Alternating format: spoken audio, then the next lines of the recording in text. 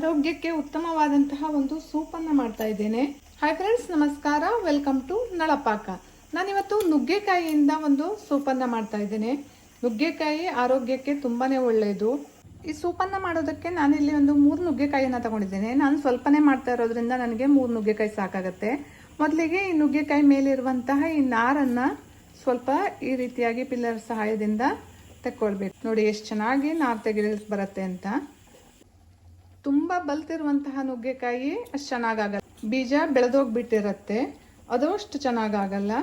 ಸ್ವಲ್ಪ ಎಳೆದಾಗಿರುವಂತಹ ನುಗ್ಗೆಕಾಯಿಯನ್ನು ತಗೊಂಡು ಈ ರೀತಿ ನಾರನ್ನು ತೆಕ್ಕೊಂಡು ಇದನ್ನು ಕಟ್ ಮಾಡ್ಕೊಳ್ಬೇಕು. ಈ ರೀತಿಯಾಗಿ ಇದನ್ನು ಕಟ್ ಮಾಡ್ಕೊಳ್ಬೇಕು.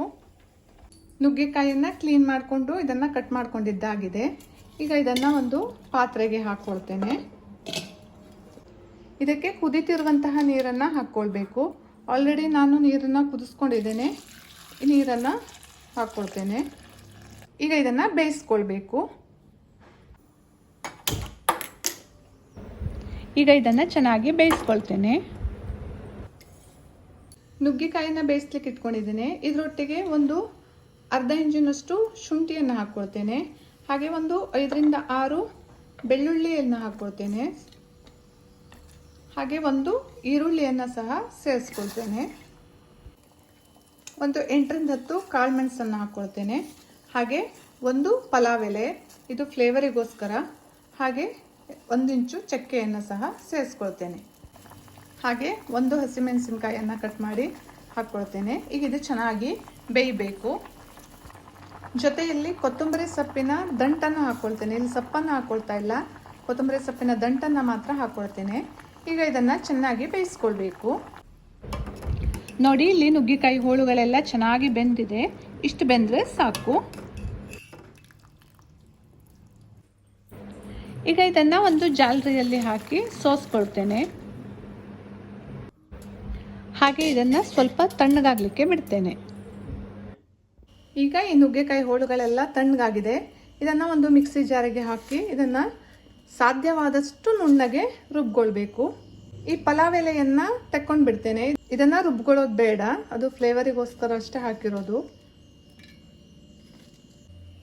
ನಾವು ಬೇಯಿಸ್ಕೊಳ್ಬೇಕಿದ್ರೆ ಹಾಕ್ಕೊಂಡ ನೀರನ್ನೇ ಇದಕ್ಕೆ ಹಾಕ್ಕೊಂಡು ಸಾಧ್ಯವಾದಷ್ಟು ನುಣ್ಣಗೆ ಇದನ್ನು ರುಬ್ಕೊಂಡು ಬರ್ತೇನೆ. ಈಗ ಇದನ್ನು ರುಬ್ಕೊಂಡಿದ್ದೇನೆ. ಇದನ್ನು ಈಗ ಸೋಸ್ಕೊಳ್ತೇನೆ. ಜಿಗುಟು ಇರದಂತೆ ಇದನ್ನು ಪೂರ್ತಿಯಾಗಿ ಸೋಸ್ಕೊಳ್ಬೇಕು. ಈ ರೀತಿಯಾಗಿ ನುಗ್ಗೆಕಾಯಿ ಆರೋಗ್ಯಕ್ಕೆ ತುಂಬಾ ಒಳ್ಳೆಯದು. ಮಧುಮೇಹ ನಿಯಂತ್ರಣ ಮಾಡುತ್ತೆ. ಹಾಗೆ ಮೂಳೆಗಳನ್ನು ಗಟ್ಟಿ ಮಾಡುತ್ತೆ. ವೆಯ್ಟ್ ಲಾಸಿಗಂತೂ ತುಂಬಾ ಒಳ್ಳೆಯದು. ಪ್ರತಿದಿನ ಈ ರೀತಿ ಸೂಪನ್ನು ಅಥವಾ ಯಾವುದೇ ರೀತಿಯಲ್ಲಿ ನುಗ್ಗೆಕಾಯಿಯನ್ನು ಬಳಸೋದ್ರಿಂದ ಕ್ರಮೇಣ ವೆಯ್ಟ್ ಲಾಸ್ ಸಹ ಆಗುತ್ತೆ. ಈ ರೀತಿಯಾಗಿ ಈ ಜಿಗುಟನ್ನು ಪೂರ್ತಿಯಾಗಿ ತೆಕ್ಕೊಂಡು ಬಿಡಬೇಕು. ನೋಡಿ, ಚೆನ್ನಾಗಿ ಸೋಸ್ಕೊಂಡಿದ್ದಾಗಿದೆ. ಈಗ ಇದನ್ನು ಚೆನ್ನಾಗಿ ಕುದಿಸ್ಕೊಳ್ಬೇಕು. ಕುದಿಯುವಾಗ ರುಚಿಗೆ ತಕ್ಕಷ್ಟು ಉಪ್ಪು, ಹಾಗೆ ಸ್ವಲ್ಪ ಜೀರಿಗೆ ಪುಡಿ, ಒಂದು 1/4 ಟೀ ಸ್ಪೂನ್ನಷ್ಟು, ಹಾಗೆ ಸ್ವಲ್ಪ ಪೆಪ್ಪರ್ ಪೌಡರನ್ನು ಹಾಕ್ಕೊಳ್ತೇನೆ. ಹಾಗೆ ಸ್ವಲ್ಪ ಲಿಂಬೆ ರಸವನ್ನು ಹಾಕ್ಕೊಳ್ತೇನೆ. ಈಗ ಇದು ಒಮ್ಮೆ ಚೆನ್ನಾಗಿ ಕುದೀಲಿ. ಇದನ್ನು ನೀವು ರುಬ್ಬೇಕಿದ್ರೆ ಪುದೀನ ಸೊಪ್ಪನ್ನು ಹಾಕ್ಕೊಂಡ್ರೆ ಟೇಸ್ಟು ಇನ್ನೂ ಬೇರೆ ಥರ ಇರುತ್ತೆ, ಅದು ಚೆನ್ನಾಗಿರುತ್ತೆ.